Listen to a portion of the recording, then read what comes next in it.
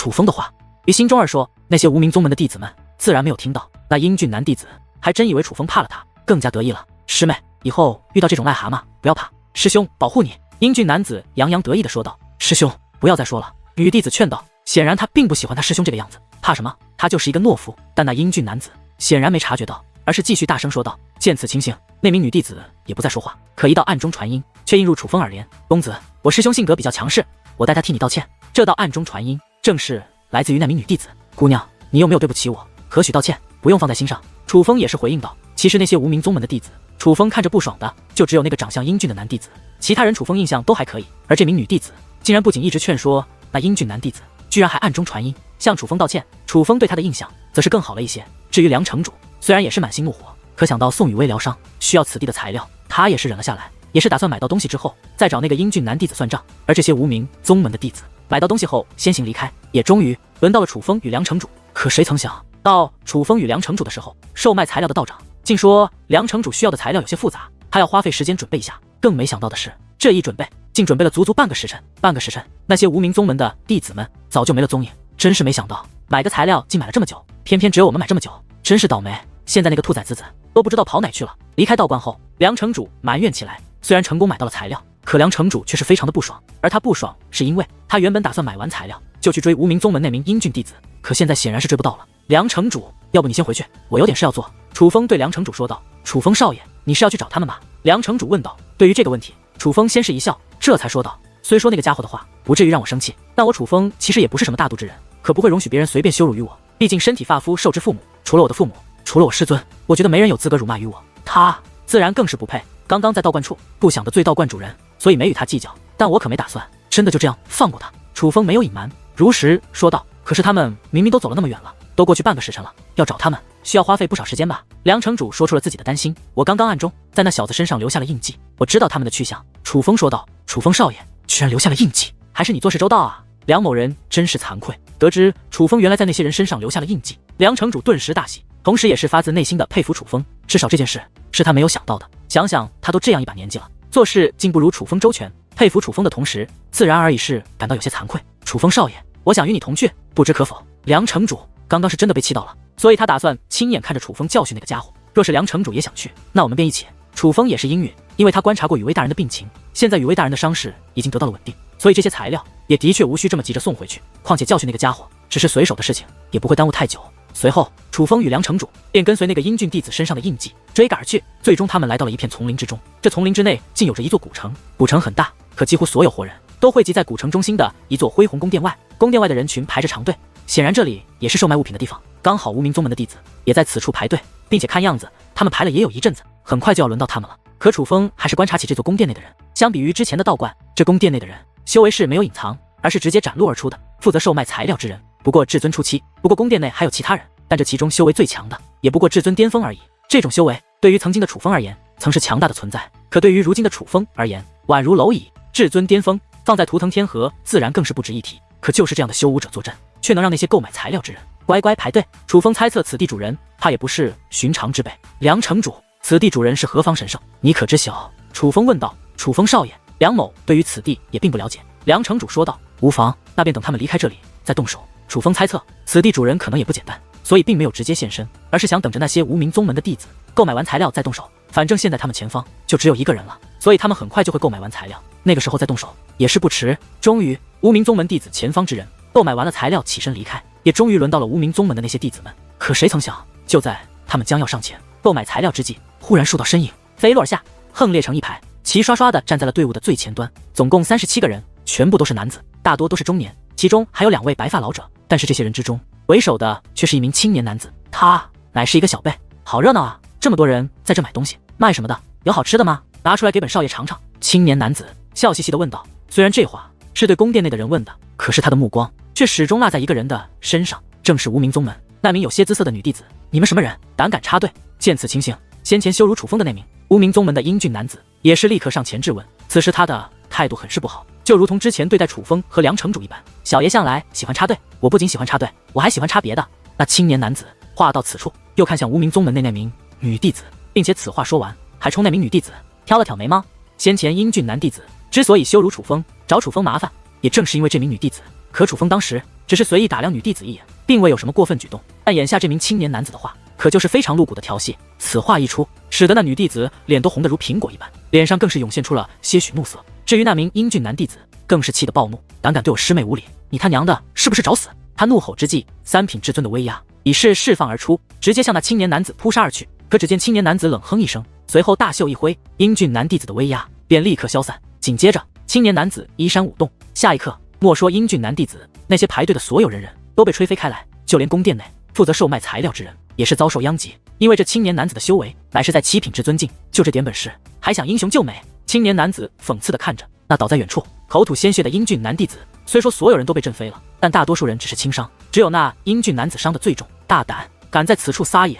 可谁曾想，当青年男子出手后，宫殿内那位至尊巅峰的男子则是飞掠而出，想必他就是负责镇守此地的。若有人敢撒野，他便会出手。该章节已被锁定，找死！可宫殿内那位至尊巅峰的男子刚刚飞掠而出，还未靠近青年男子，一只大手便抓住了他的喉咙。是跟随青年男子一同到来的2位老者之一。这位老者先是捏住了宫殿内那至尊巅峰的脖颈，随后手掌猛然用力，只听咔嚓一声，那位至尊巅峰的脖颈便被扭断，直接死去。这一幕是楚风都没想到的，他没想到这老者出手便直接杀人，这手段也未免太霸道了一些。毕竟是他们来这里捣乱在先，他们本就是不对的一方啊！天哪，这气息难道是5尊巅峰？而下一刻，在场的所有人都是面露惊恐，无论是宫殿内的人还是宫殿外的人，皆是面露恐惧。他们毕竟是图腾天河之人，哪怕出身下贱，却也都是见过世面的，可能是感受过5尊巅峰的气息。所以当那名销售老者展露气息之后，尽管他们修为相差极大，可他们还是能够判定这老者的修为达到了5尊巅峰。不过对于这一幕，青年男子似乎早就习惯了，他得意一笑，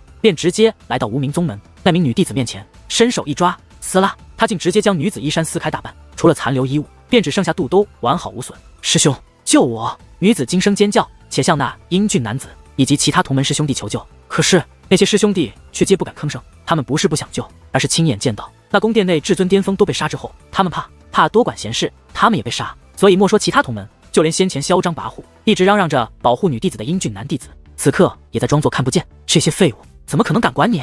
你乖乖的配合我一下，服侍的本少爷舒服了。我不仅饶你一命，我也饶你这些同门一命。如若不然，本少爷把你的宗门都灭了。那青年男子看着女弟子说道，想让我服侍你，除非我死。那名女弟子虽然平时看着柔弱，可倒也是一个有骨气之人。眼见今日大难临头，她并没有选择服从，而是抽出兵刃，便向自己挥砍而去。只是那刀刃还未触碰到自己，便被青年男子直接夺了过去。想自杀？看来你是不介意你的宗门被灭啊。那青年男子说道。女弟子没有说话，她自然介意，可她也不愿意服从。月师妹，你就从了他吧，不为你自己，你也为我们考虑一下呀。而就在此时，令人绝望的一幕出现了，那些同门师兄弟之中，竟然开始劝他听从那青年男子的话。听闻这番话，女子先是震惊，随后则是面露绝望，她闭上双眼，低声说道，杀了我，杀了你，那多无趣。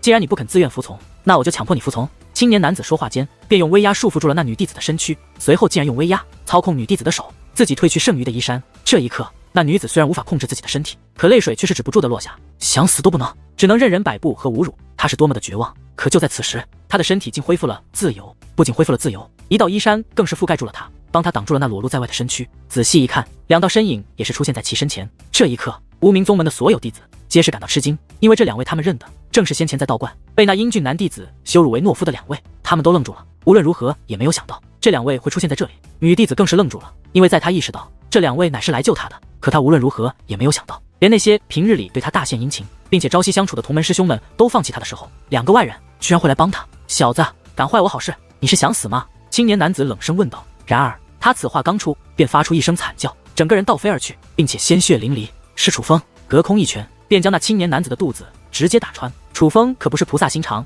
他从不以拯救天下苍生来标榜自己，有的时候楚风也会袖手旁观。但楚风最见不得3种人被欺负，一个是老人，一个是小孩，另外一个便是女子。根据楚风的观察，这青年男子应该不是来购买材料的，他只是路过这里，恰巧看到了女子，起了色心，便飞落而下。而他身后那些人对于青年男子的所作所为都是一副见怪不怪的表情。从此可以看出，这青年男子平日里这种事情一定做过很多，这青年男子绝对不是什么好人，所以楚风出手才如此狠辣，找死！而楚风刚刚出手，那名5尊巅峰的老者便携带着漫天的杀意向楚风飞掠而来，他手掌如鹰爪，直奔楚风的脖颈抓来。他是想用先前抹杀宫殿内那位至尊巅峰的手段来将楚风也抹杀掉。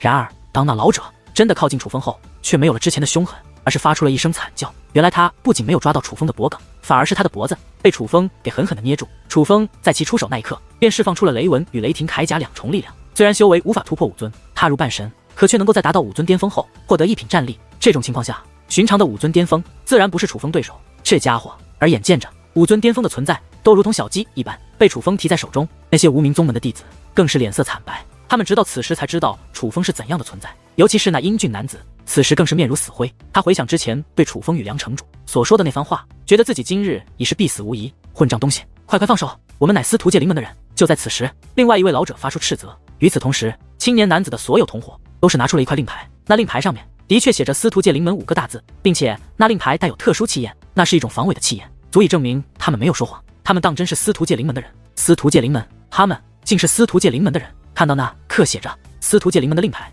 那名女弟子也是面如死灰。本来以为自己得救了，却不曾想对方身份如此超然。司徒界灵门虽不是他们星域的霸主，可他们却也听闻过司徒界灵门的大名，那可是真龙星域的霸主，至少不是他们这种角色能够招惹得起的。原来你是司徒界灵门的少爷啊！楚风看向那名青年男子问道。没错，我名为司徒阳，我爷爷乃是司徒界灵门的长老，胆敢对我出手，你死定了，你绝对死定了！那青年男子对楚风咆哮着。然而他此话刚落，一道血水便喷溅而出，是那名5尊巅峰的老者被楚风直接捏成了血水。这一幕，莫说其他人，就连司徒界灵门的那些人也全都吓傻了，自然也包括那名青年男子。他们明明已经报出了家门，对方竟然还敢出手，若不是司徒界灵门的人，我还真没想灭了你们全部。但既是司徒界灵门的人，那你们就都别想活了。楚风冷笑着说道。虽然那是笑容，可在司徒界灵门那些人眼中，这却是如此的可怕。快跑！眼见不妙，司徒界灵门的人转身便跑，可刚刚御空而起，便是惨叫连连，撞得头破血流。原来是楚风释放出结界之力，布置了无形的结界墙壁，封锁住了这片天地。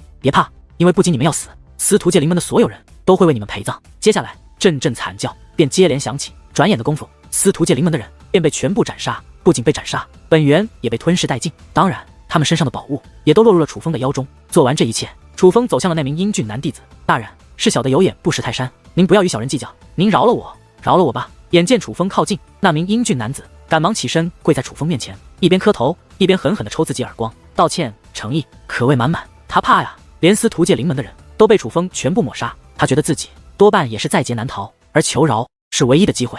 尽管希望渺茫，可他还是要试试，因为他真的贪生怕死。看着这样的英俊男弟子，楚风没有对他出手，而是看向他的同门师兄弟。现在你们知道谁是懦夫了。所有宗门男弟子都羞愧地低下了头，因为今日他们皆是懦夫。恩公在下岳灵，多谢恩公救命之恩，岳灵无以为报，愿为恩公做牛做马。那名女子忽然跪在了地上。岳灵姑娘，你是好样的，但是你的这些同门师兄弟都配不上你，以后若是选择郎君，可千万别从他们之中选。楚风此话说出之时，岳灵一直盯着楚风，可忽然他感觉一股力量涌入体内，紧接着他发现楚风的容貌开始变换成了另外一个人的模样，并且很快他忘记了楚风真正的样子。在他的印象中，仿佛楚风本来就是现在这个改变后的样子一般。不仅仅是他，在场的所有人除了梁城主之外都有了这样的变化。之所以会如此，是因为他们中了楚风的阵法。今日楚风当众斩杀司徒界灵门的人，可楚风还不想被司徒界灵门通缉，毕竟除非逼不得已，楚风还不能伪装面容。若是被通缉，那楚风日后行走在图腾天河，必然会有着诸多麻烦。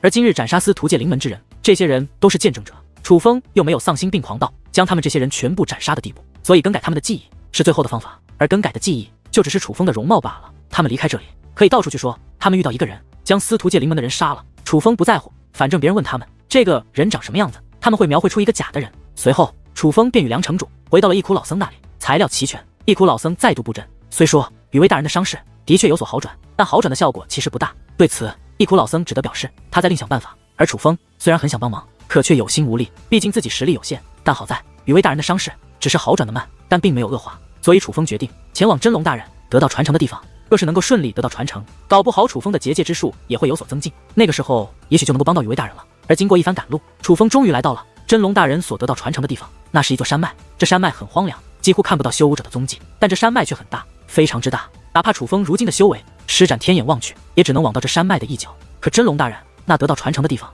应该就在这座山脉之中，具体是什么地方还要楚风自己搜索。楚风不敢大意，使用天眼仔细搜索，搜索无果之后，只得拿出天师符尘。只是可惜天师符尘没有给予任何帮助，无奈之下，楚风便只能靠自己了。因为确定传承在山脉之中，所以楚风搜查得很是仔细，这也花费了楚风一定时间。明明来时天还是亮的，转眼间便已是深夜。而此时这山脉楚风已经探索大半，同时心里也有些慌了。他从起初的确定变得不太确定了。因为仔细探索了大半个山脉，楚风都是毫无所获，所以他开始不确定他是否真的能够找到那传承。倒不是怀疑真龙大人给予的指示是假的，而是怀疑自己的能力不足，无法找到那个传承。那是，可忽然，楚风眼神一变，他从远处看到了灯光，既有灯光，那多半有修武者。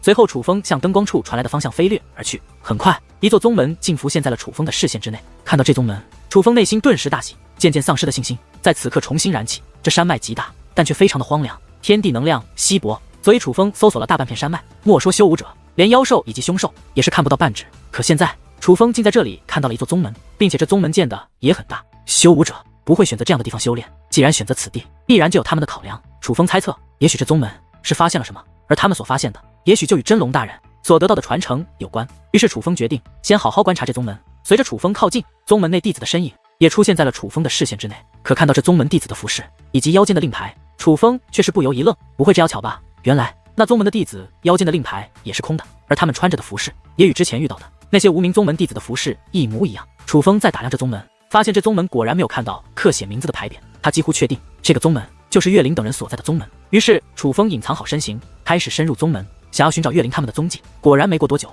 楚风便真的找到了岳灵以及英俊男子等弟子，他们都在一座大殿之内。除了岳灵之外，所有楚风之前遇到的弟子都跪在地上，并且他们的后背早就皮开肉绽，鲜血都有些凝固了。显然他们已经遭受了惩罚。为何遭受惩罚？自然是因为他们对岳灵见死不救。除了这些熟悉的身影之外，大殿内还有一个白发苍苍的老者，老者手中旁边的茶几上还摆着一个沾有血迹的鞭子。很显然，惩罚了英俊男子等人的便是这位老者了。灵儿，你回去休息吧，这些没用的畜生就让他们在这里继续跪着。老者对岳灵说道。师尊，弟子想离开这里，去寻找恩公。岳灵说道。傻丫头，你那恩公连司徒界灵门的人都敢杀，这是十分危险之人，你怎能去找他？老者说道。可他救了我的命，我的命是他给的，不管他是什么样的人，我都想找到他，我要报案。岳灵说道。听完此话，老者拿起那鞭子，对着英俊男子等弟子又是一顿狠狠抽打。这一次抽打得非常狠，那些人跪都跪不住了，趴在地上痛苦地哀嚎着。可老者却没有一丝心疼，反而是满眼的愤怒。一群没用的东西，连你们的师妹都保护不好，居然还要靠一个外人，我养你们何用？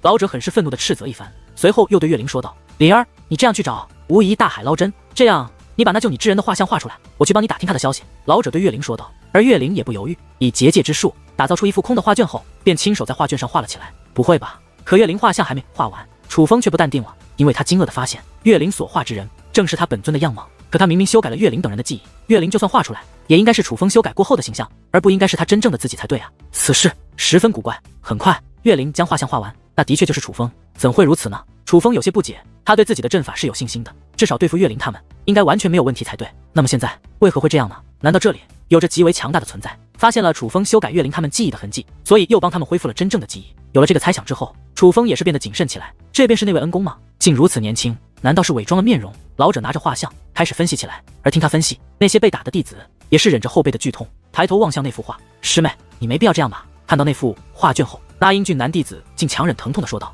你什么意思？岳灵对其问道。你若不想告诉师尊，你那恩公长什么模样，你大可以直说，何必连师尊大人都骗？英俊男弟子说道。我哪里骗师尊了？岳灵不解地问道。你就是欺骗了，你那画像是假的，这才是那救你之人的模样。英俊男弟子说话间也是施展结界之术，凝聚出了一幅画卷。岳灵亲笔来画，是出于对楚风的尊重，但这英俊男弟子对楚风可没有这种尊重之心。当画卷凝聚而出的同时，画卷中心已是出现了一个人的模样，而那个人的模样便是楚风修改记忆后的样子。不对，你才是骗师尊，恩公不是那个样子。岳灵生气地说道。诸位师兄师弟，你们说到底谁在骗师尊？英俊男弟子不服地说道。师妹，你真的没必要骗师尊。其他弟子也是纷纷说道。听他们这样一说，楚风确定了一件事，楚风的阵法是生效了的，只有对岳灵没有生效。师尊，我真的没有欺骗您。岳灵委屈地看向那位老者。你们都给我闭嘴，这个时候还捣乱，是挨的鞭子不够吗？老者说话间举起鞭子对着那些弟子又是一顿抽打，那些人疼得哀嚎连连，倒也是不敢和岳灵犟嘴了。但实际上只对于这件事而言，他们也委屈，毕竟他们没有说谎，他们记忆中的楚风的确就是这个样子的，是和岳灵画出来的不一样的。而那老者则是继续观看起那楚风的画像。师尊，您不认识他吗？岳灵上前问道。他已经从老者的表情中看出，老者是不认得楚风的。我虽不认得，但是我可以托朋友打探一下。灵儿，你莫急。老者说道。师尊，您打探可以，可千万不要说我这恩公杀了司徒界灵门的人，对于他的身份还是要保密。岳灵说道。灵儿，这你放心，他对你有救命之恩，我自然不会做对他不利的事。只是当日见到他对司徒界灵门出手的人可不止你们，所以此事必然是会传出去的。老者说道。别人传出去那是别人的事，但我们不能传出去。岳灵说话间看向了那些挨打的男弟子。老者，倒也明白岳灵的意思，立刻下令不可将楚风的事情传出去，否则严惩。而那些弟子自然也是立刻纷纷应下，因为相信老者，也想从老者这里打听到关于楚风的消息，所以岳灵道也是答应，暂时先不离开这里，而是回到自己的住处休息。至于楚风，则是开始探索这座无名宗门。而一番探索之后，楚风倒是根据天眼的指示，锁定了一座禁地。只是那禁地有结界门封锁，楚风需要破开结界门才能进去。但这种地方的结界门自然也是难不住楚风。楚风飞落到结界门前，便开始破阵。可一番尝试之后，楚风的脸色顿时变了。好厉害的结界之术！这结界门虽然看着普通，可破阵之后才发现，这结界门简直无懈可击。至少对于楚风而言，根本不可能破开这结界门。看来这里多半就是真龙大人得到传承之地了。楚风觉得，这样厉害的结界门，必然隐藏着非同一般的东西。而这座荒凉的山脉，天地能量都如此稀薄，能有什么非同一般的东西？自然就是那传承。想必这座宗门也是发现了此处传承，才将宗门建于此处，并且将那传承之地封为禁的。看来这宗门还真是不简单。楚风觉得，这既是宗门禁地，就算自己破不开这结界门，但这无名宗门一定有进入禁地的方法。而楚风也观察过了，不管无名宗门曾经是否辉煌过，但至少现在这无名宗门内的人普遍实力都不强，5尊巅峰的修武者都没有，修为最强的就是岳灵他们等人的师尊，而他们的师尊的修为也只是7品5尊而已。这个修为放在圣光天河，那其实不弱，可对于如今的楚风而言，是完全可以对付的。所以楚风便起身，准备去找无名宗门的高层，想要直接威逼他们，说出进入禁地的方法，然后再抹除他们的记忆，这是最简单也最有效的方法。可楚风刚刚起身，便发现有人正在这个方向飞掠而来，而这个人竟是岳灵。于是楚风便等待着岳灵到此，而岳灵果然直奔禁地而来，并且他什么都没有拿出，直接就向那结界门走去。而那坚不可摧的结界门，岳灵竟直接走了进去。这丫头怎么回事？楚风赶忙再度来到结界门前，发现结界门没有任何变化，依旧坚不可摧，是他无法踏入也无法破解的强悍结界。但按理来说，这样的结界门就算解开也需要结界钥匙，不可能直接进去。那丫头果然不对劲。楚风终于意识到了岳灵的不简单，那修改记忆的阵法只对岳灵无效，绝非偶然。于是楚风决定不再去找无名宗门的人，而是直接等岳灵。而这一等，居然足足等了4个时辰。天都亮了以后，岳灵才出来。而此时的岳灵双眼是红肿的，她可能哭了1个晚上。她哭很正常，毕竟受了那么大的委屈，可为何要静静的哭呢？这诸多不解，恐怕只有询问岳灵才能知晓。眼见着周围无人，楚风便直接现身，来到了岳灵身前。岳灵姑娘，楚风上前叫住了岳灵，恩公。岳灵看到楚风，感觉十分惊讶，可却赶忙揉了揉自己那红红的眼睛，才又看向楚风，恩公，真的是你吗？岳灵还是感觉有些难以置信，怎么会在这里见到自己想要找寻的恩公呢？真的是我，岳灵姑娘，我有事想问你。楚风说道。而发现眼前之人真的是自己想找的恩公后，岳灵萎靡的情绪也是立刻振奋了起来。恩公，你有什么事情问我？岳灵问道。这禁地你是怎么进去的？你身上有结界钥匙吗？楚风道也没有拐弯抹角，而是指着那结界门问道。我不用结界钥匙就可以进去。岳灵说道。哇，不用结界钥匙，那你是怎么进去的？楚风好奇地问道。我天生就可以进去。恩公，你是想进去吗？那我带你进去啊。岳灵说道。你能带我进去？楚风问道。恩公，岳灵可以的。岳灵猛地点头，随后便伸出小手，可在靠近楚风之后却停了下来。恩公，我要抓住你的手才能带你进去，所以岳灵能抓你的手吗？岳灵抬头看向楚风，明明先前还没怎么样，可不过一瞬的功夫，这岳灵的小脸竟红得跟熟透的苹果一样。见到这样的岳灵，楚风也是笑了笑，当然可以。楚风说话间，方便主动伸手抓住了岳灵柔软的小手。这一抓，楚风才发现岳灵的小手居然在颤抖。这丫头可真是一个腼腆的丫头。当楚风抓住岳灵的手后，楚风注意到岳灵的小脸居然更红了。楚风见过不少害羞的姑娘，但是像岳灵这般害羞的还是第一次。恩公，请跟着我。岳灵可能是知道自己脸很红，于是看了一眼楚风后，便赶忙把头低了下去，都不敢与楚风对视。而后岳灵拉着楚风向那结界门走去，二者竟真的都顺利地穿过了结界门。穿过结界门，浮现而出的乃是一片竹林。而一进入这竹林，楚风终于知道为何岳灵的记忆没有被修改了，因为他感受到了一股极为强大的疗伤之力。那疗伤之力几乎覆盖了整片竹林，想必就是这股疗伤之力修复了岳灵的记忆。恩公，可以放手了。岳灵低着头对楚风说道。哦，不好意思，我差点忘了。楚风尴尬地笑了一下，同时也是放开了岳灵。恩公，请随我来。岳灵说话间，便顺着林间小道继续前行。可走着走着，楚风注意到道路旁的竹林深处竟然有着一片坟地，并且每个坟头前都摆满了祭品。但楚风注意到那坟头之内的一些人虽然已经死去，但本源极为浓厚，这说明这些人生前实力非常之强。这里所葬之人生前几乎大半都是极为厉害的修武高手。这是楚风忍不住询问。这是我家先辈们。岳灵说完此话便继续前行。岳灵家的先辈竟这么厉害？听岳灵这样说，楚风有些诧异。岳灵的修为可不强，至少放在图腾天河绝对算不上是顶尖存在。楚风意外的就是他之前没有想到岳灵的先辈们竟会如此厉害。楚风继续跟着岳灵前行，最终穿过竹林后，他们的面前浮现出了一座恢宏的宫殿。宫殿非常之大，宛如一座大山。可推门而入，楚风却发现这大殿竟空空荡荡，甚至连地面都是与外面一样的土壤，唯一一个物品便是摆放在大殿中心的一块巨石。可这巨石却立刻吸引了楚风的目光。巨石上面刻满了结界符咒，楚风一眼就看出那上面记载的乃是与结界之术有关的东西，并且那疗伤之力也是源自于这块巨石。恩公，您是为这传承而来吧？传承都在这上面了，不过很难领悟。岳灵指着那巨石说道。这丫头倒也聪慧，竟知道楚风是冲着传承而来，想必也是因此才直接将楚风带到了这里吧。岳灵，实不相瞒，我的确是为这传承而来。你可知道这传承是何人所留？楚风问道。这传承乃是我家先祖所留，我家先祖也是这界术宗的开创者。岳灵说道。你家先祖吗？楚风问道。恩公难道没听闻过？那你是如何知晓这里面有传承的？见楚风好像什么都不知道的样子，岳灵反而也是面露疑惑。我是听闻真龙大人的传承是从此处所得，所以便来到了这里。楚风说道。恩公，你所说的真龙大人是哪位？岳灵仍是一脸疑惑。就是曾经做过图腾龙族客卿大长老的真龙大人，是一位很厉害的界灵师。楚风说道。我想起来了，我听闻过那位大人，不过我可从未听闻那位大人来到过这里啊。原来真龙大人也得到过我界术宗的传承吗？我父亲倒是从未与我说起过呢。岳灵也是有些惊讶，那会不会是真龙大人偷偷进来的？所以你家先辈也不知道？楚风问道。不会，先祖将传承立于此地，那结界门也是经过特殊处理，只有我家血脉之人才能进入。若是那位大人真的曾来过，那我家先辈必然知晓的。岳灵说道。原来是只有你家血脉才能进入，所以你们家人才是这座宗门真正的主人？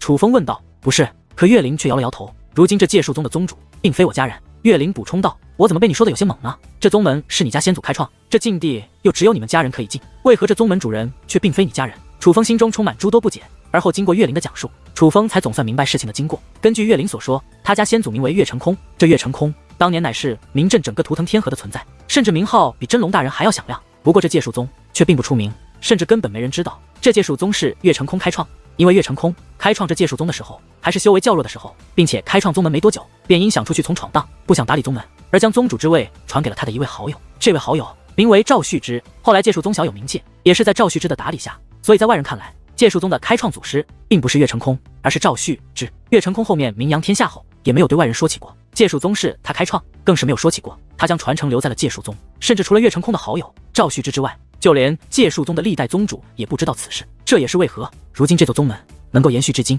却不被外人打扰的原因。不然若是此事传出去，凭借岳成空的名号，必然会引来图腾天和诸多强者的窥探，恐怕图腾龙族也会来此。那你能进入此处，他们不可能不知道吧？楚风发现岳灵是光明大的向禁地走来的，并且这宗门内修为在他之上的人不在少数。关于这禁地，宗门之人不可能不知晓才对。他们知道我可以进入此地，但我骗了他们。我说我也不知为何可以进入此地。岳灵说道。你这丫头居然还会撒谎！楚风笑了笑，他没想到岳灵这种性格的人也会说谎。恩公，岳灵本不想说谎的，是我父亲要求我的，这是祖训，若是传出去，我家这传承可能不保，所以恩公，岳灵是没有办法。岳灵说这些的时候有些委屈，就好像生怕楚风误会她是一个坏女孩一样。没事没事，既是祖训，当然要遵守。那你父亲呢？也在这座宗门内吗？楚风又问道。没有，其实先祖离开之后，历代先辈们就算来这里，也是偷偷的来，不会被界术宗的人发现。我父亲也是在外面长大的，我原本也是一直跟着父母在外面游历，直到后面我母亲为救我父亲而不幸去世，我父亲十分自责，将我母亲埋葬于这片祖地之后，也将我留在了这里，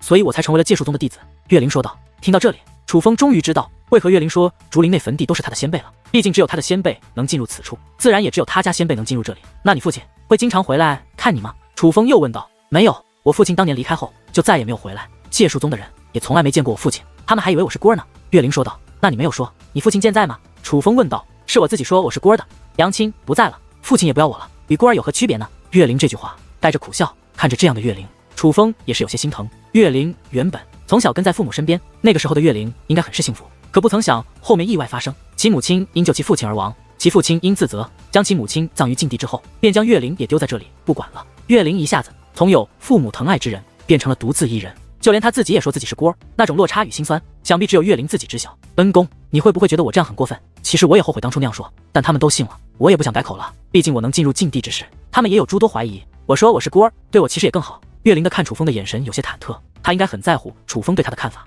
怕楚风对他有不好的印象。我觉得并不过分，你父亲的离开虽说有他的理由，可你当时终究还是孩子，他丢下你不管其实很不负责，你当时有气也是正常。楚风说道。而听楚风这样说，岳灵也是松了一口气。其实我本来还以为恩公为这传承而来，是认识我父亲，没想到是真龙大人指点的。岳灵又说道。可能这就是缘分吧。对了，岳灵，你不是说这宗门叫做界术宗，可为何牌匾是空的？你们的令牌上面也是空的？楚风又好奇地问道。这个我曾问过我师尊，这是我家先祖的好友赵旭之前辈的手段，在界术宗有一座考验阵，若是有朝一日界术宗内无人能够承受那考验阵的力量，界术宗的牌匾与令牌上的名字就会消失。从今以后，界术宗的人也不能以界术宗自居。岳灵解释道：“居然还有这样的手段！想必赵旭之前辈这样做，也是怕后辈辱没了你家先祖的宗门吧？虽说后人不知道，可毕竟赵旭之前辈是知道，这界术宗乃是你家先祖所创。”楚风说道：“这个岳灵不知。”岳灵说道：“那现在你们界术宗如何自称？”楚风好奇地问道：“对内还是称为界术宗，但是对外，我们现在叫做无名宗。”岳灵说道：“居然还真的是无名宗。”楚风笑了笑，旋即又看向岳灵：“岳灵，这里留下的是你家族的传承，我若领悟会不会不妥？”楚风在遵循岳灵的意见。虽然楚风很想得到传承，可岳灵若是不愿意，楚风是不会勉强的。这就是楚风，若是对方是恶人，那楚风恨不得把他老底都偷走。可若对方是岳灵这般善良的人，楚风也会尊重于他，绝对不会做占他便宜的事。恩公，你对岳灵有救命之恩，岳灵的命都是你救的，岳灵都不知该如何报答恩公。其实就算恩公不是为传承而来，岳灵也会将传承之事告诉恩公，因为这是岳灵能对恩公最大的回报了。岳灵说道：“我救你不过是路见不平，举手之劳，莫说是我想其他人看到也会出手相助，可你的回报可就未免太重了，这可是能够引起腥风血雨的传承啊！所以岳灵，这传承我会领悟，无论我能否领悟得到，咱们也都算扯平了，你也就不要叫我恩公了。”楚风说道：“恩公，难道真的要分得这么清吗？”见楚风这样说，岳灵上齿咬住下唇，表情变得有些难过和委屈。“我只是不想你恩公这样称呼我，我叫楚风，你可以叫我名字，我们可以做朋友啊。”楚风察觉不对，赶忙解释：“好，那就听恩公的。”见楚风这样说，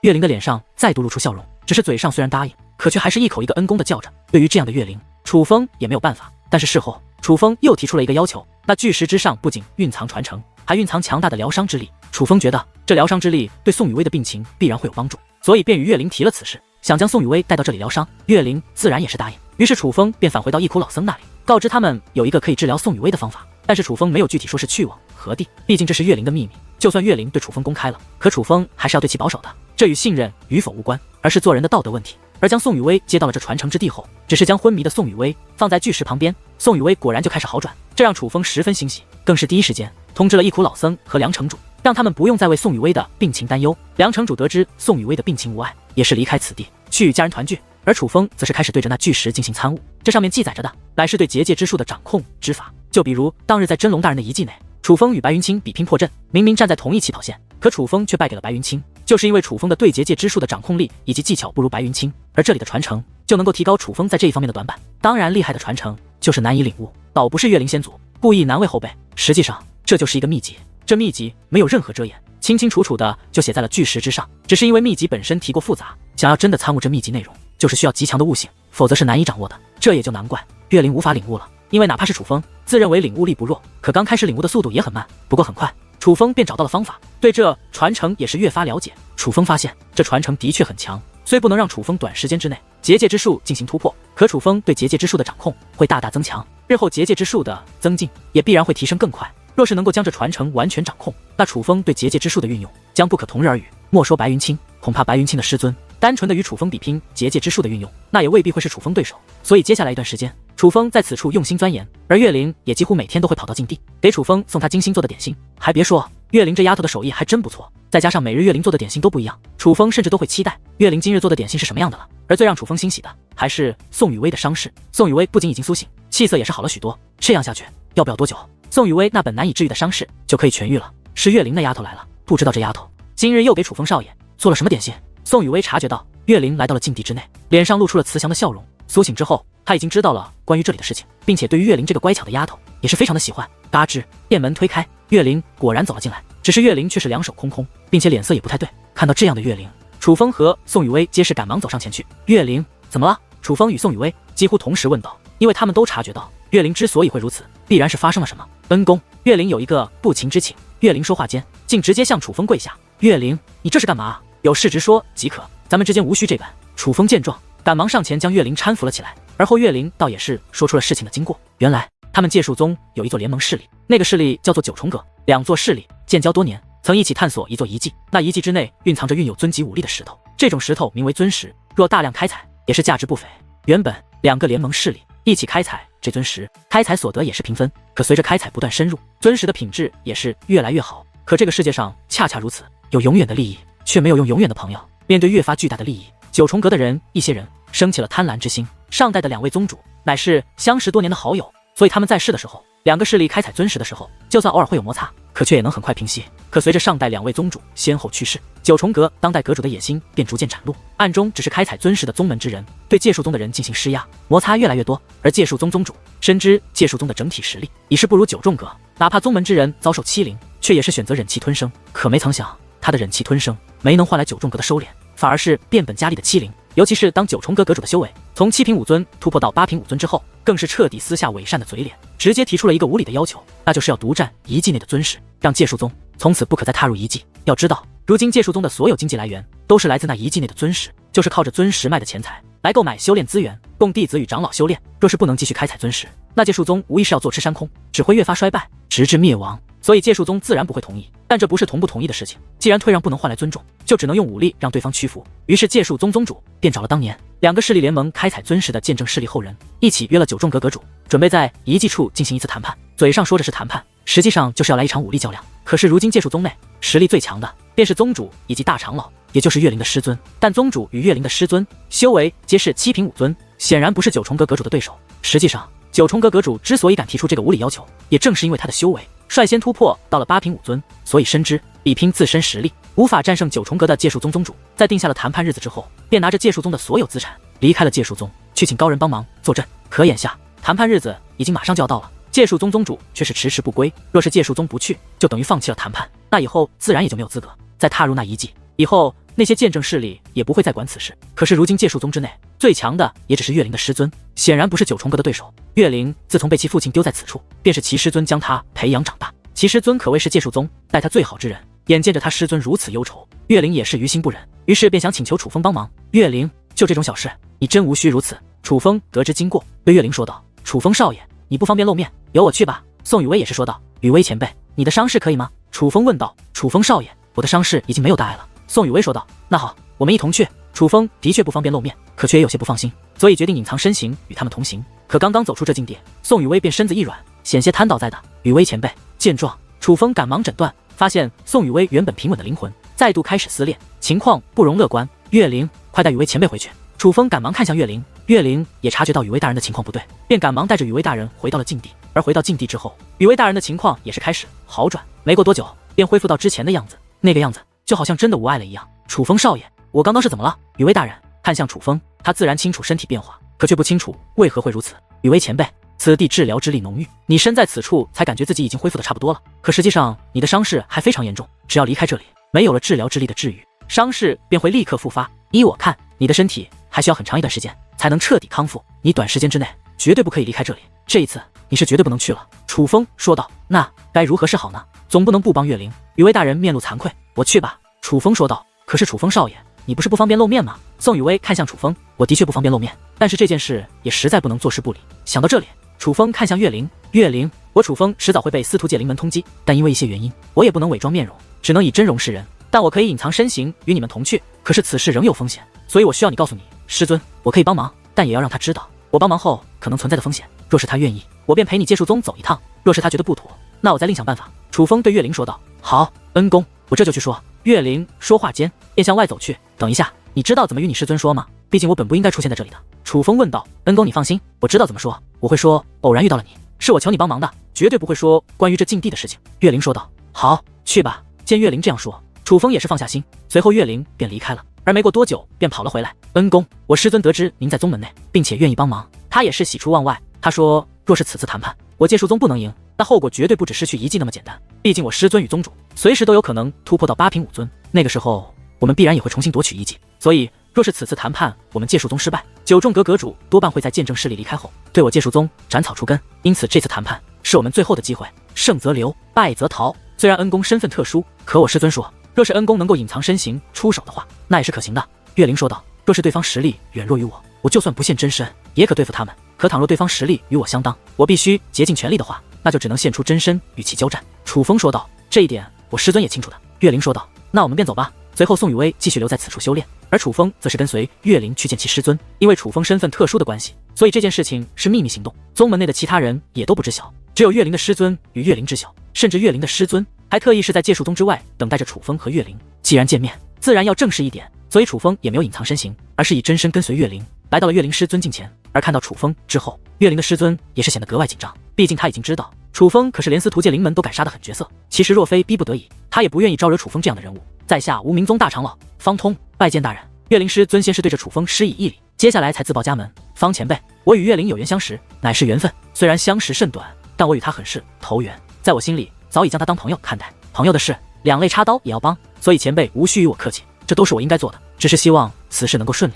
莫要因为我的身份为你们宗门和前辈带来麻烦。楚风说道：“大人，您千万别这样说，您肯帮我无名宗，乃是无名宗的造化。”岳灵师尊说道，看得出来他是真的不介意楚风的身份，反而发自内心的感激楚风愿意帮忙。随后，楚风三人便立刻上路，哪怕已经见识过楚风的和蔼可亲，可岳灵师尊对楚风还是有些畏惧。一路上只要楚风不主动说话，他也不敢与楚风交谈，显得很是拘束。反倒是岳灵一路上都在与楚风暗中传音：“恩公，您为何不可伪装面容，但却能够隐藏身形呢？这其实也没有太大区别啊。”岳灵好奇地对楚风问道：“严格来说，的确没有太大区别。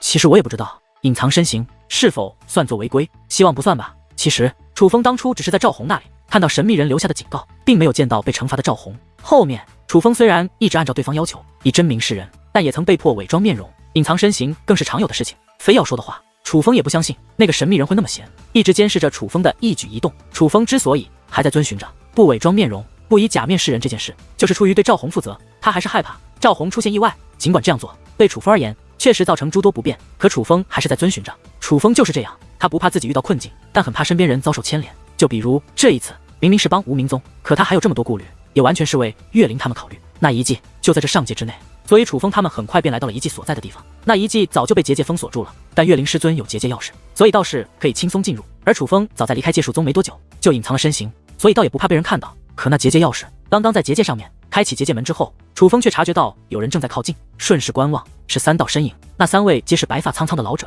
站在后面的两位皆是身穿界灵长袍。从他们界灵长袍给出的反应，楚风就可以判定他们乃是龙变九重界灵师。而这两位虽然跟在后面，可脸上的表情却是十分的自负，反而一副他们是老大的模样。至于为首的老者，穿着打扮正是界术宗的模样。岳灵，你看西南方向，那是不是你界术宗的宗主？楚风赶忙对岳灵说道。岳灵原本没有发现，听楚风提醒才观望而去，可是他视力有限，起初什么都看不到，等了好一会才看到那三位出现在视线之中。恩公，那的确是我们的宗主。师尊你快看，是宗主大人，宗主大人也来了，而且宗主大人好像请来了帮手，确定那真是宗主？岳灵很是激动，真的是宗主大人，我无名宗有救了。看到宗主大人也是赶来，并且身后还带着帮手，岳灵的师尊也是喜出望外，并且在宗主还未落下之际，便赶忙对着宗主施以一礼。岳灵，方长老，快拜见两位大师。有这两位大师帮忙，九重阁以后休想再踏入这座遗迹。岳灵宗宗主落下之后，便立即对岳灵以及其师尊说道。看得出来，他对这两位所谓大师也是非常的重视。而岳灵与其师尊也不怠慢，赶忙对着那两位龙变九重的界灵师施礼。别看岳灵与其师尊恭恭敬敬，可那两位所谓大师却是面无表情，甚至有些傲慢。宗主，其实我与师尊也请来了一位大人物为我无名宗坐镇，再加上这两位大师，我们此次必然会战胜九重阁。岳灵说道。哦，你们也请来了大人物，是谁啊？界术宗宗主问道。可他此话刚出，岳灵以及其师尊还没来得及回应，那两位大师之中却是面露不悦。无名宗主，你这是何意？既然请了我们兄弟二人，又何必又请其他人？若是信不过，我们大可以直说，无需如此。其中一位更是不悦的开口。两位大师，我真不知道此事。见状，宗主赶忙解释，随后更是看向岳灵师尊。方通，这到底怎么回事？我可并没有让你们去请帮手，你为何要这样做？难道是信不过我吗？宗主不仅看向岳灵师尊，说话之时竟然还带有满满的怒意与斥责，这让楚风眉头微皱。岳灵师尊明明是为宗门着想，这明眼人都看得出来，此事解释一下便好，可这宗主竟直接斥责起来。再对比一下对那两位大师殷勤却敬畏的模样，这不就是一个吃软爬硬窝里横废物吗？也难怪界术宗会沦落到今日这般田地。宗主大人，是这样的，我见您迟迟未归，担心您赶不上这次谈判，刚好岳灵结识了一位大人，这位大人也是本领滔天之辈，所以便让岳灵将其请过来了。岳灵师尊赶忙解释道。本领滔天之辈，真是可笑，就你们这个鸟不拉屎的地方，能有什么本领滔天之辈？那本领滔天之辈在哪呢？我怎么没见到啊？该不会根本没请来吧？那两位大师立刻冷嘲热讽。听闻此话，岳灵师尊表情尴尬，而岳灵则是皱起眉头，面露不悦。可是碍于这两位是宗主大人请来的人，他也是不好说什么。那个人是没有来吗？怎么没有见到？宗主大人也是问道。宗主大人，我恩公他来了，只是他因为一些原因不方便现身。岳灵解释道。不方便现身，难道是做了什么偷鸡摸狗的事情，所以不敢现身吗？该不会是一个江湖骗子吧？两位大师冷嘲热讽，说话间还看向了宗主。无名宗主，你这家这位长老和弟子好像不太聪明的样子，不现身就是江湖骗子吗？二位，你们觉得有没有一种可能，是你们没资格见我的真身？就在此时，楚风的声音也是响起。楚风已经观察过了，这两位不过是区区龙变九重，实力最多与自己相当，没有他们帮忙，自己也完全可以搞定九重阁的人，所以楚风可不怕得罪他们。真是好大的口气，居然敢说我们两个没有资格见你，你可知道我们是什么人？听楚风的话后，那两位大师立刻面色转冷，毕竟他们也没有想到，在这种地方会有人敢不将他们放在眼里。怎么要较量一下吗？楚风也是回道，笑死，较量？你以为你算什么东西，也配与我们兄弟二人较量？你连让我们出手的资格都没有。那两位大师一脸的不屑，他们倒不是惧怕楚风，而是真的不屑于与楚风交手。他们两个应该是来自其他世界，所以他们是完全看不起这个世界的人的。在他们二人眼中，这个世界的所有人都是如同蝼蚁一般。无名宗主，你到底是何意思？既然找了别人，又何必找我们兄弟来？我们兄弟可不愿意与这种废物为伍。若是不需要我们兄弟二人帮忙，那你可以直说，我们这就离开。不过是你违约在先，定金可是不会退的，并且要赔偿我们兄弟二人。其中一位大师更是看向宗主大人，他是在施压。两位大师，千万不要误会，我根本不知道此事，你们可千万不能撒手不管啊！无名宗主听着这两位要走，不仅记得冷汗直冒，更是吓得连声音都软了。随后老脸一扭，竟一改卑微，反而暴怒地看向岳灵以及岳灵师尊。岳灵、方通，看看你们做的好事，赶紧走吧，带着你们邀请的这位不愿现真身的一起走。这件事，你们不要再插手。听闻此话，岳灵脸上的怒色更浓，可是碍于这是宗主，他也不好说什么，只是赶忙暗中传音向楚风道歉。而岳灵师尊则是吓得脸色铁青，若是宗主大人只是针对他与岳灵，他倒是无妨，可是刚刚居然连楚风也带了进去，他可就吓坏了。毕竟他是清楚楚风是怎样一个狠角色的，那可是连司徒界灵门的人都敢杀的存在啊！宗主大人，我们可以走，但是您千万别再激怒那位了。岳灵请来的这位真的不是简单的人物，是我们招惹不起的呀。岳灵师尊以暗中传音提醒宗主大人，但是碍于楚风的身份，不该在此时外传，他也没有直接把一切缘由都说出来。招惹不起，方通，连你也看不起我无名宗？对，我无名宗的确落寞了，否则不会被人如此欺凌，连祖传遗迹都要被九重阁的人抢走了。但是今日有两位大师坐镇，就没有我无名宗招惹不起的人。你们三个赶紧走。然而对于岳灵师尊的好心提醒，这位宗主大人不仅不领情，反而直接光明正大的说出了这番话。大家都不是傻子，都知道发生了什么，知道是岳灵师尊提醒了什么，所以才会遭到宗主这样的斥责。恩公，真是对不起，实在抱歉，都是我不好，我不该叫你来的。岳灵不停地向楚风道歉，声音何止满是歉意，更是发出了哭腔。楚风一看，发现岳灵居然都哭了。傻丫头，这关你什么事？我今日来可不是看界术宗的面子，而是看你岳灵的面子，所以他们说什么都无所谓，只要你需要我便足够了。当然现在你这位宗主能够安然无恙地站在这，也同样是因为我看你的面子。但是这两位，呵，楚风目光看向那两位所谓大师。楚风最看不起这种欺软怕硬的家伙，自以为来自其他世界就看不起下界的人。现在楚风给界术宗面子，不与他们计较，但此事结束之后，楚风必然要让他们好看。哟，无名宗主，这是怎么了？怎么还内讧起来了？可就在此时，远处传来了一道声音，顺势观望，只见一队由100万人马组成的大军正浩浩荡荡的御空而来。那些人身穿蓝色长袍，正是九重阁的人，而为首的那位老者坐在一座战车之上，不仅一脸凶相，身上更是散发着8品5尊的修为，就好像生怕别人不知道他的实力一般。不用猜，此人必然也就是九重阁的阁主了。而刚刚说话的也正是他。但不仅是九重阁阁主，那战车之上还坐着一些其他势力的人，并且都是年迈的老者，修为也是普遍不弱，最差的也都是5尊境。楚风注意到，宗主与岳灵师尊他们看到九重阁的人还好，可当他们看到战车上其他势力的老者们之后，脸色顿时变得不好。楚风猜测，那些人应该就是见证势力的人。明明是见证势力的人，是公平公正的主持公道，可居然与九重阁的人一同来了。很显然，他们早就同流合污了。这场谈判根本就不会是一场公平公正的谈判，居然被九重阁的人买通了。哼，还好我早有准备，不然今日是注定要栽在这里了。界术宗宗主小声嘀咕道，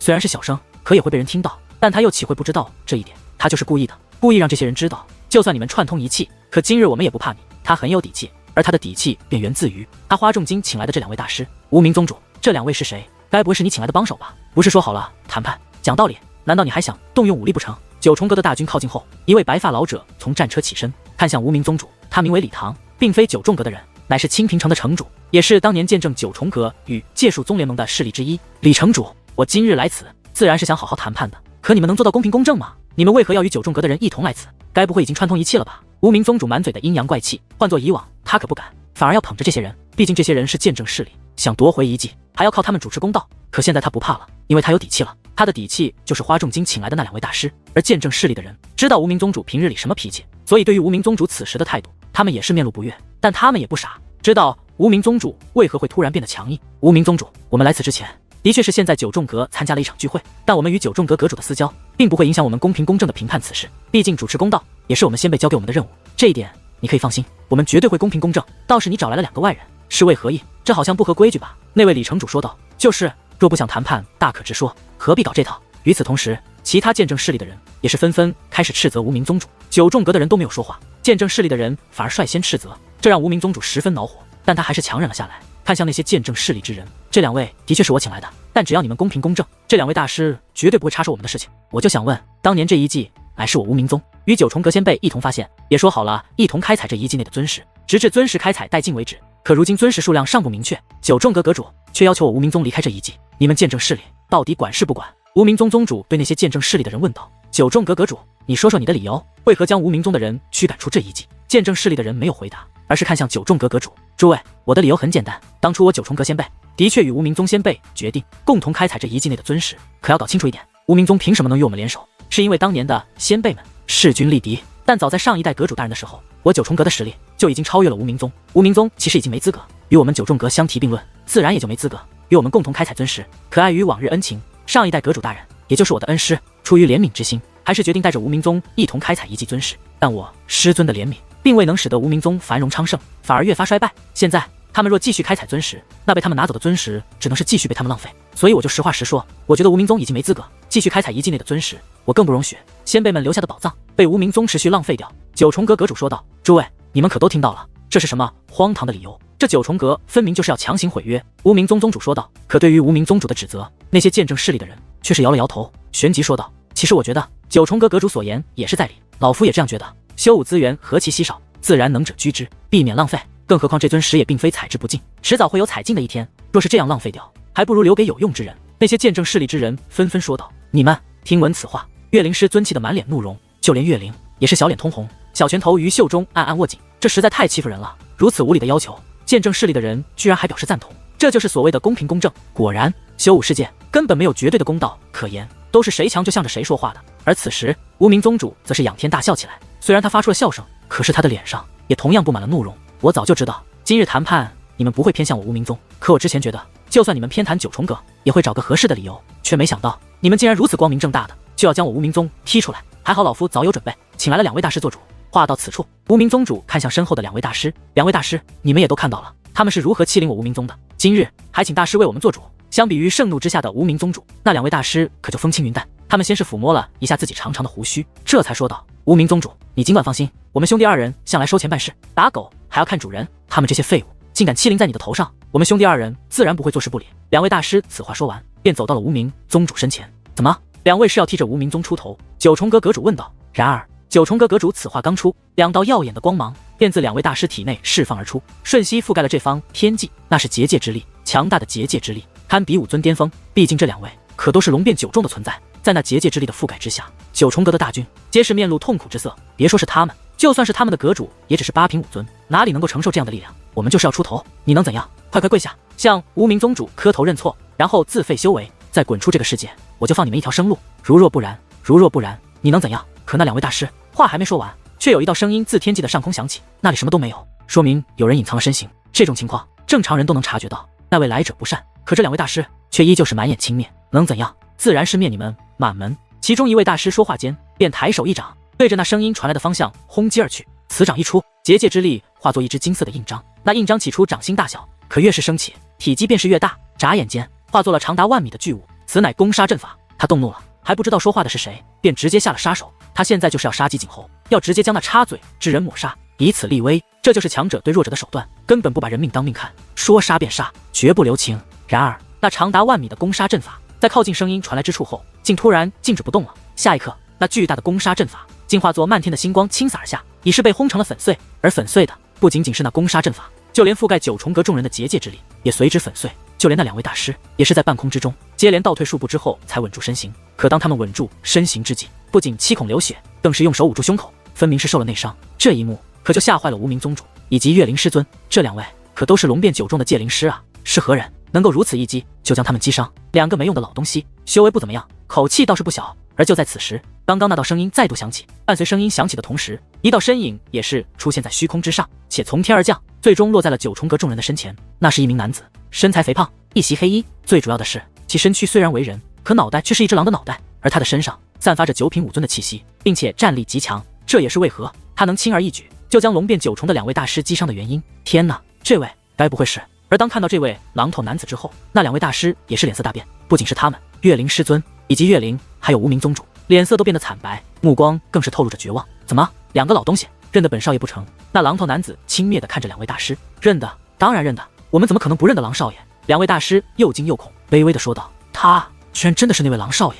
岳灵脱口而出，岳灵师尊以及无名宗主更是一副大难临头的反应，而九重阁大军以及见证势力的那些人皆是一脸得意，如同看跳梁小丑一般看着无名宗的人。楚风知道这位狼少爷不仅实力强横，应该也是身份超然，并且名声极大，否则不可能这般。但楚风还是好奇的暗中传音于岳灵：“岳灵，此人是什么来头？”岳灵赶忙暗中传音，为楚风讲述起关于这狼少爷的事情。原来这位狼少爷是于3年前突然出现在苦暗星域的，其身份非常神秘，但实力非常之强，被誉为当今苦暗星域最强小辈之一。实际上被誉为最强小辈之一，只是他的身份神秘，明面上的背景不及苦暗星域霸主势力的小辈们。可若真论实力，这狼少爷乃是苦暗星域当之无愧的最强小辈，这样的人自然不是他们能够得罪得起的。恩公，这件事你不要管了，这个人我们得罪不起。岳灵又以暗中传音对楚风补充道。楚风没有回答，而是静观其变。楚风此行是为了帮岳灵他们，倘若他贸然出手，反而会为岳灵他们惹来麻烦，那楚风可能也不会选择出手。而在楚风了解狼少爷身份期间，那两位大师一直在与狼少爷交谈，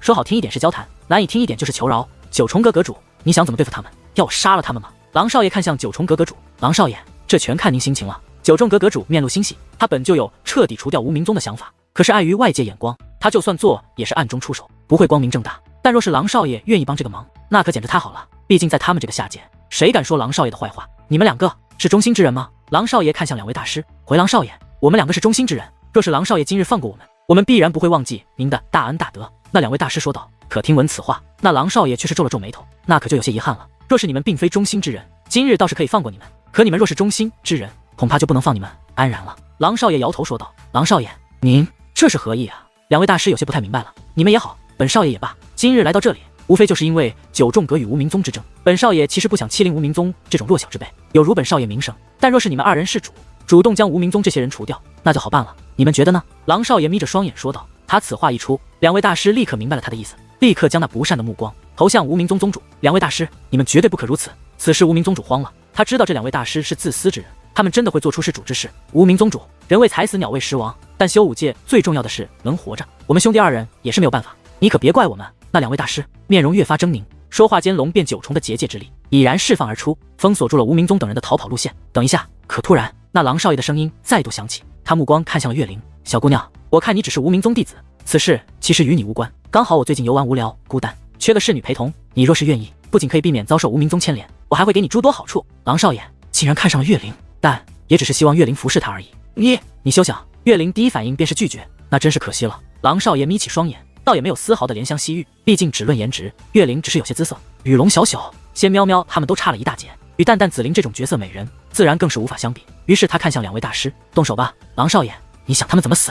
两位大师并未直接动手，而是回头看向狼少爷，这个你们随便，但越是精彩，自然便是越好。狼少爷满眼戏谑，明白了。两位大师咧嘴一笑，随后法印凝聚，结界之力开始变换，亿万把长剑将无名宗的人团团包围，那是一座封杀阵。这两位大师为了博得狼少爷欢心，竟准备用阵法对无名宗师以千刀万剐的极刑。而看到这座阵法，九重阁等人也都露出邪恶的笑容。至于岳灵，则是闭上了双眼，他刚才提示楚风不要再管此事，便做好了等死的准备。而岳灵师尊也以为楚风已经离开了，毕竟之前无名宗是那般的过分。宗主，这就是你找来的帮手？岳灵师尊看向无名宗主，嘴角也是发出嘲讽的冷笑。平日里他不敢对无名宗主这般，是出于尊重，可如今已是性命不保，他觉得这位宗主也不配得到他的尊重了。而无名宗主此事也是无颜面对岳灵师尊与岳灵，所以只能将怒火发泄到两位大师身上。你们两个畜生，亏我如此信任你们，我就算变成鬼也绝对不会放过你们。无名宗主怒声咆哮，可他的咆哮却显得如此的无力。